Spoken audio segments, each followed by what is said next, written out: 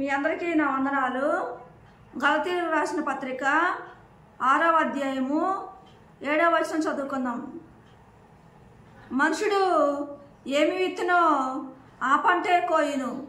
దేవుడు ఇక్కడ ఏమంటుందంటే మనము మేలు చేసే వారంగా ఉండాలంట. ఇతరులకి మేలు చేసే వారంగా ఉంటే మనకు మంచి జరిగిద్ది అంటాడు దేవుడు. ఇతరులకి మేలు చేసినప్పుడు మన జీవితంలోని ఎన్నో మేలులు, ఎన్నో ఆశీర్వాదాలు మనం పొందుకునే వారంగా ఉంటాం.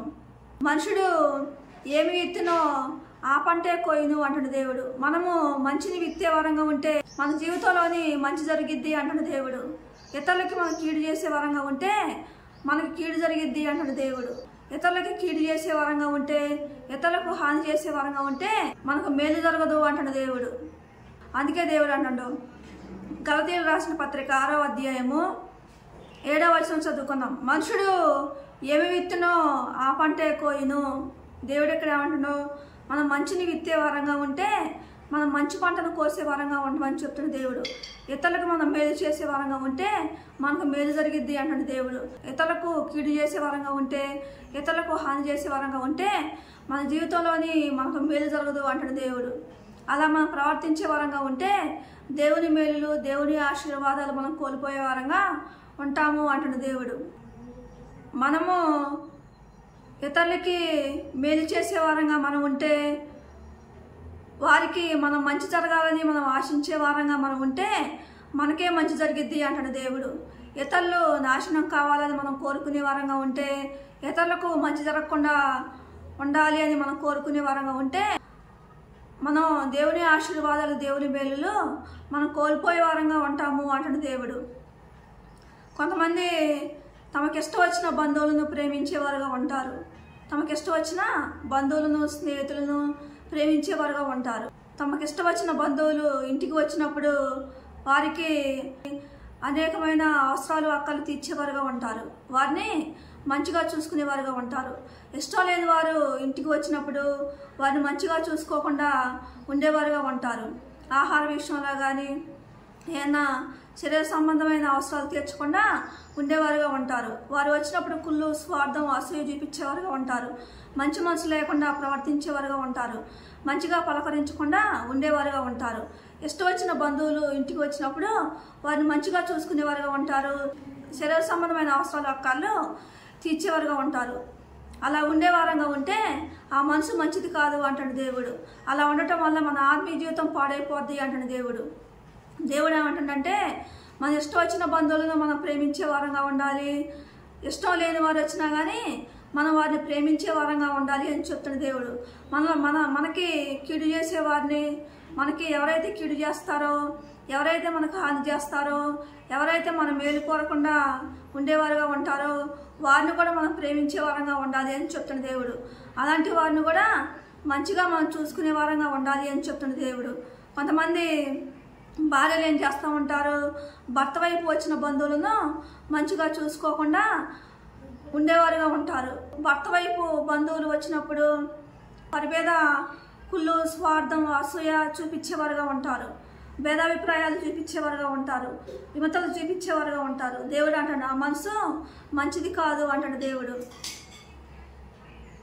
అలా ఉండేవారంగా ఉంటే దేవుని ఆశీర్వాదాలు, దేవుని మేలులు మనం కోల్పోయే వారంగా ఉంటాము.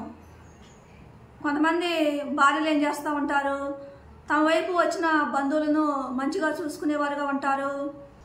శరీర సంబంధమైన అవసరాలు, అక్కలు తీర్చేవారుగా ఉంటారు. కానీ భర్త వైపు వచ్చిన బంధువులు మాత్రం మంచిగా చూసుకోకుండా వారు వచ్చినప్పుడు కుళ్ళు, స్వార్థం, అసూయ, కక్షలో కోపాన్ని పెట్టుకొని, భేదాభిప్రాయాలు పెట్టుకొని, విమతలు పెట్టుకొని వారిని మంచిగా చూసుకోకుండా ఉండేవారుగా ఉంటారు.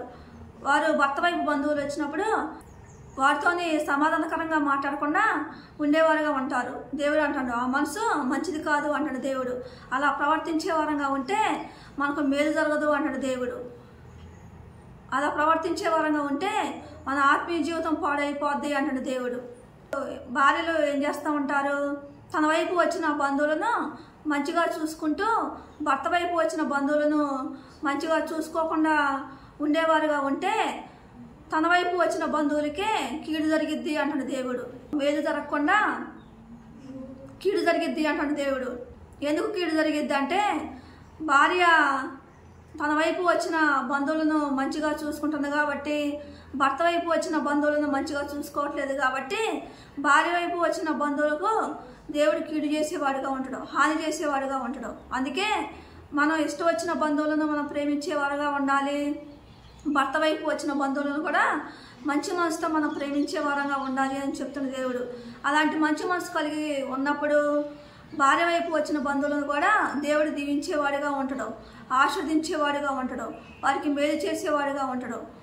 మనం భర్త వైపు బంధువులను మనం ప్రేమించే వారంగా ఉంటే, మన వైపు వచ్చిన బంధువులను కూడా మనం ప్రేమించే వారంగా ఉంటే దేవుడు మనకు మేలు చేసేవాడిగా ఉంటాడు, దేవుడు మనల్ని ఆశీర్వదించేవాడిగా ఉంటాడు. మన ఆత్మీయ జీవితం కూడా పరిశుద్ధంగా ఉంటుంది అంటాడు దేవుడు. మన ఆత్మీయ జీవితం కూడా అపవిత్రమైపోకుండా, మన ఆత్మీయ జీవితం పాడైపోకుండా పరిశుద్ధంగా ఉంటుంది అంటాడు దేవుడు. దేవుడు అంటాడు, నువ్వేమి ఎత్తుతావో నువ్వు ఆ పంటనే కోస్తావు అంటాడు దేవుడు. మనం ఇతరులకి మంచి చేసే వారంగా ఉంటే, ఇతరులకి మనం మేలు చేసే వారంగా ఉంటే దేవుడు మనకు మేలు చేసేవాడిగా ఉంటాడు, దేవుడు మనల్ని ఆస్వాదించేవాడిగా ఉంటాడు. భార్య తన వైపు వచ్చిన బంధువులను మంచిగా చూసుకునేదిగా ఉండాలంట, భర్త వైపు వచ్చిన బంధువులను కూడా మంచిగా చూసుకునేదిగా ఉంటే దేవుని మేలులు, దేవుని ఆశీర్వాదాలు పొందుకునే వారంగా ఉంటామని చెప్తున్న దేవుడు. కొంతమంది భర్తలు ఏం చేస్తూ ఉంటారు, తన వైపు వచ్చిన బంధువులని మంచిగా చూసుకుంటూ ఉంటారు.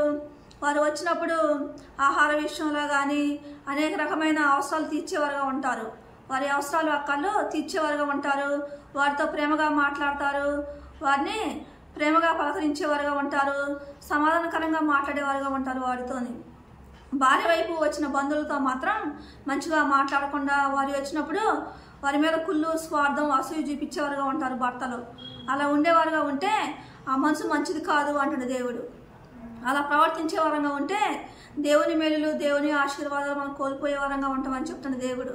భర్త తన వైపు వచ్చిన బంధువులను మంచిగా చూసుకుంటూ భార్య వైపు వచ్చిన బంధువులను మాత్రం మంచిగా చూసుకోకుండా, వారితో సమాధానకరంగా మాట్లాడకుండా, వారిని ప్రేమగా ఆప్యాయంగా పలకరించకుండా, వారి శరీర సంబంధమైన అవసరాలు అక్కర్లు తీర్చకుండా, వారి ఇంటికి వచ్చినప్పుడు మంచి మనసుతో భోజనం పెట్టకుండా ఉండేవారుగా ఉంటారు భర్తలు. అలా ఉండేవారంగా ఉంటే భర్త వైపు వచ్చిన బంధువులకు కీడు జరిగిద్ది అంటాడు దేవుడు. భర్త వైపు వచ్చిన బంధువులకు దేవుడు మేలు చేసేవాడిగా ఉండడు అంటాడు దేవుడు. ఎందుకు దేవుడు భర్త వైపు వచ్చిన బంధువులకు మేలు చేసేవాడిగా ఉండడు అంటే, భర్త తనకిష్టం వచ్చిన బంధువులను ప్రేమిస్తూ ఉండ కాబట్టి, భార్య వైపు వచ్చిన బంధువులను మంచిగా చూసుకోవట్లేదు కాబట్టి దేవుడు భర్త వైపు బంధువులను దేవుడు ఆశీర్వదించడు, దేవుడు వారికి మేలు చేయడు. అందుకే దేవుడు ఏమంటాడో, భర్తలు ఏం చేయాలంట, తన వైపు వచ్చిన బంధువులను మంచి మనసుతో చూసుకునేవారుగా ఉండాలి, భార్య వైపు వచ్చిన బంధువులను కూడా మంచి మనసుతో చూసుకునేవారుగా ఉండాలి అని చెప్తున్న దేవుడు. అలా మంచి మనసు కలిగి మనం ప్రవర్తించినప్పుడు దేవుని మేలులు, దేవుని ఆశీర్వాదాలు మనం పొందుకునే వారంగా ఉంటాం, మనకు కూడా మేలు జరిగిద్ది అంటున్న దేవుడు. మన ఆత్మీయ జీవితం కూడా పాడైపోకుండా ఉంటుంది అంటున్న దేవుడు. అందుకే దేవుడు అంటాడు, ఇతరులకి మనం మేలు చేసే వారంగా ఉంటే మనకు మేలు జరిగిద్ది అంటాడు దేవుడు. ఇతరులకి కీడు చేసే వారంగా ఉంటే, మన ఇష్టం లేని బంధువులు వచ్చినప్పుడు, మన ఇష్టం లేని వారు వచ్చినప్పుడు వారికి మనం కీడు చేసేవారుగా ఉంటే, వారిని మంచిగా చూసుకోకుండా ఉండేవారంగా ఉంటే మన వైపు బంధువులకు మేలు జరగదు అంటాడు దేవుడు, మన వైపు బంధువులకు కీడు జరిగిద్ది అంటాడు దేవుడు. అలా ప్రవర్తించే వారంగా ఉంటే ఆ మనసు మంచిది కాదు అంటాడు దేవుడు. మనం మంచి మనసు కలిగి మనం ప్రవర్తించే వారంగా ఉండాలి అని చెప్తున్న దేవుడు.